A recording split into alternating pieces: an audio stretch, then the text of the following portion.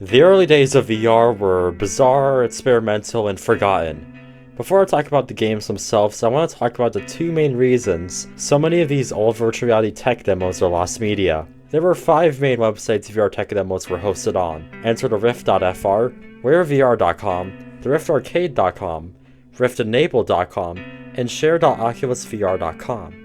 As you can expect, all of these websites no longer exist and were most likely shut down without any warning, causing a lot of these games to be lost. There were still some Oculus Rift games uploaded to external sites like IndieDB, itch.io, and GameJolt, but chances are developers might have deleted it for one reason or another. I also did try and go one extra mile out of download games using the Internet Archive, but only so many games made it on there. So with that out of the way, I'm going to talk about some of the notable Oculus Rift games that are now lost media for one reason or another. I should say this is not a complete list of every single Oculus Rift game that has been lost, more so the notable ones.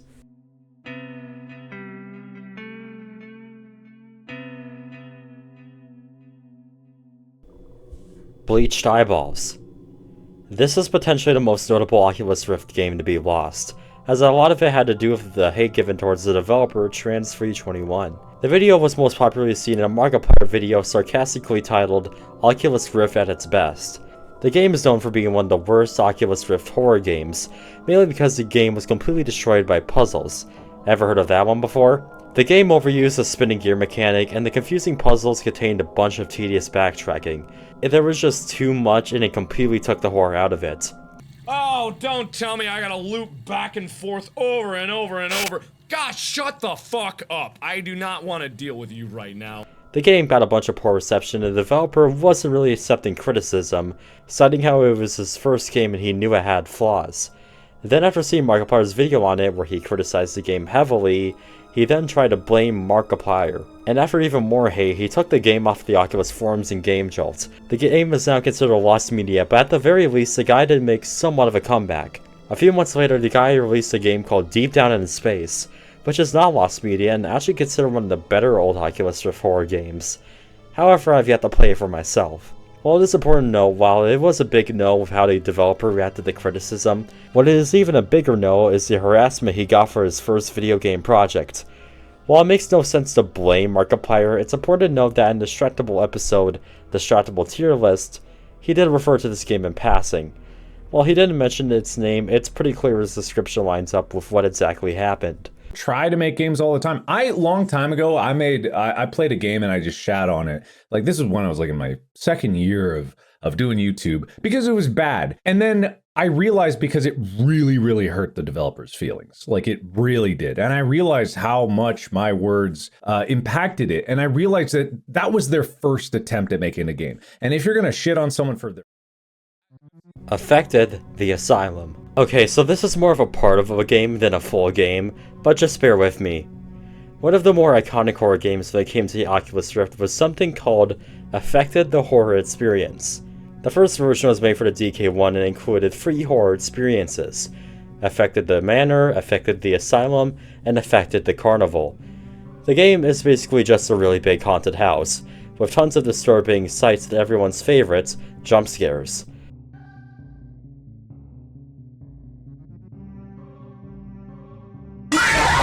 A year later, a new version was made which added DK2 support, improvements to the levels, and added a new one named the Hospital. However, this came at the cost of replacing the Asylum. You probably already know what has happened before I even mention it, but yes. The old DK1 version, including the Asylum level of this game, is lost. The DK2 version is super easy to get your hands on, even if you have to download it from the kinds of websites you should really give your credit card to. This might actually be a good time to mention that I've been uploading a lot of Oculus Rift demos to my archive.org page, so I'll leave a link to that below. It is at the least very easy to stumble upon Let's Plays of the Asylum, so we know exactly how it goes. Now, there is a game being made by the same team called Affected the Asylum, a VR horror title that is supposed to release this summer. However, apart from the name, it seems to be nothing like the original. Who knows, maybe we'll get it as an Easter egg. Mental Torment Episode 2. Mental Torment is an old Oculus Rift horror game that was split into 2 episodes. It advertises itself as a new generation of psychological horror, in which I thought it was okay. I mean, I could understand why it scared players back in 2015. However, when I played this for myself now, I didn't really get all too scared. It certainly wasn't the next level experience it claimed to be. Now, the first episode is thankfully still out there, and I should give it up on the archive within the next few days. However, for episode 2, I only have a demo version, and the full game was for sale on the developer's website named The Andronauts. The website is completely gone now, and with this being something you had to purchase, it seems like the odds of this being found are pretty low. However, I have a bit of a theory here. The file size for episode 2 demo is about the same as episode 1. Episode 2's demo lasted for about 2 minutes, so it generally makes you wonder if it's a case where the full game is in here. If someone who knows what they're doing can crack the game apart, we might have a winner. Okay, I just threw this in at the last minute because I just noticed it. The first episode had a remastered version thrown onto the Oculus and Steam store in late 2016. However, it has since been pulled from both and is no longer available. There are very few videos of this remastered version out there, and while I did find some websites saying you could download it from them, I don't trust them in the slightest. It doesn't even really seem like there are a lot of differences anyway. There was also a remaster of the second one in development, but I don't think that ever saw the light of day. However, for some reason, looking up a Steam DB ID of Mental Torment Episode 2, there has been off and on changes to the number of the ID the game uses, and random package updates throughout the last few years. It generally makes you wonder if the developers are still around in some way. I don't know, it's such a weird thought, and honestly, I don't even know what to say about this. 104's Horror Elevator Demo. 104's Elevator was a DK1 era game made by a Chinese developer named Terra. The game's title gives a pretty good idea of what you can expect. An elevator has 100 floors and each floor represents a different phobia. Heights, women, zombies, cylinders, and whatever the hell this is. There was only ever a demo release which contained the first 10 floors. However, the Heights one takes up multiple of them for some reason. The only download link for this was on Mega, which no longer exists.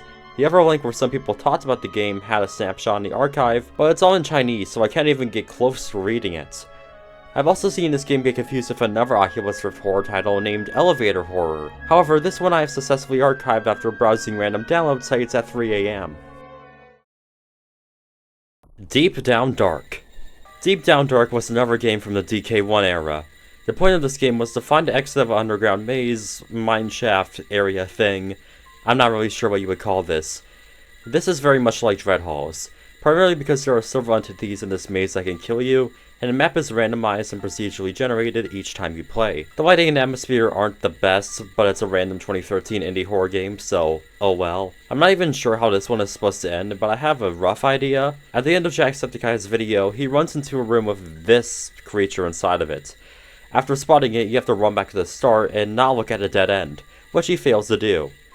This is another example of a dead link, however this time it's with Dropbox and the link is just set to private. Archive.org does not save Dropbox links, so the only way this game is getting resurfaced is from a third-party uploader, or if the original person decides to be kind and reactivates it again. Alone in the Rift and Lost in the Rift. These are going to be the last two I cover in this video because I wanted to round off the more well-known games that have a chance of being found, before I delve into the more obscure games in future videos that are potentially lost for good. I am also combining both of these together because they have a very similar idea and were made by the same person. These games play as psychological horror adventures, where you just have to make it to the end while scares happen. I have to say, Lost in the Rift is the meatier of the two, not only being longer but having more elements like reading notes. Both of these games also supported the Razer Hydra, which were the main motion controls used for VR before devices like the Vive Wands and Oculus Touch. Both of these games were also updated for the DK2 when that came out. The original versions of these games are lost because, yet again, more dead download links. However, when it comes to Lost in the Rift, there is a remake on Steam that supports modern VR devices. It runs at $5, which is kind of asking for a 20-minute tech demo, but hey, at least it's there. Alone in the Rift, on the other hand, just seems to be completely lost, despite being referenced in the description for Lost in the Rift. The guy does have a Twitter account, but it is pretty dead, and DMs are also off, so I doubt it's possible to get in contact with him.